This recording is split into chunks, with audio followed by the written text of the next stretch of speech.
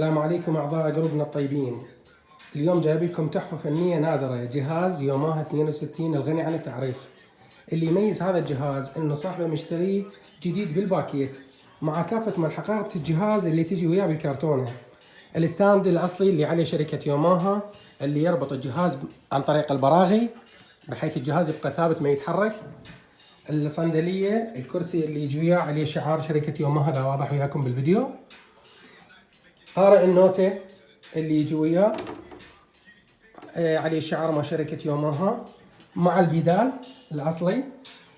الجهاز بطل الفيلم بعد، النظافة مالته جديد بالباكيت بحيث نظيف بمعنى الكلمة، نظافة 100%. الجهاز ما نقدر نعتبره جديد لأن الكرتونة ما موجودة وياه. جهاز نظيف جدا لذلك اعتبرناه مستعمل.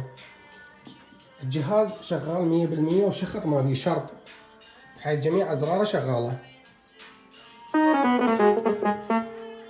جهاز كلش حلو راقي، بالخير على اللي راح ياخذه ويصير من نصيبه.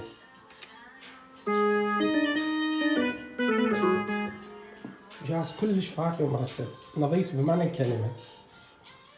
مثل ما تلاحظون نظافة الجهاز 100%.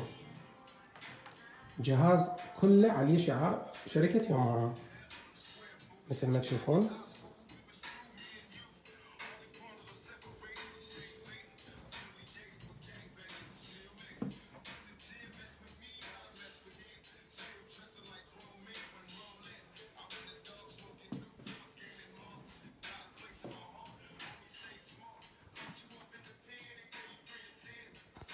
وبيها الخير اللي راح ياخذه ويكون من نصيبه. شكرا جزيلا لجميع الأعضاء.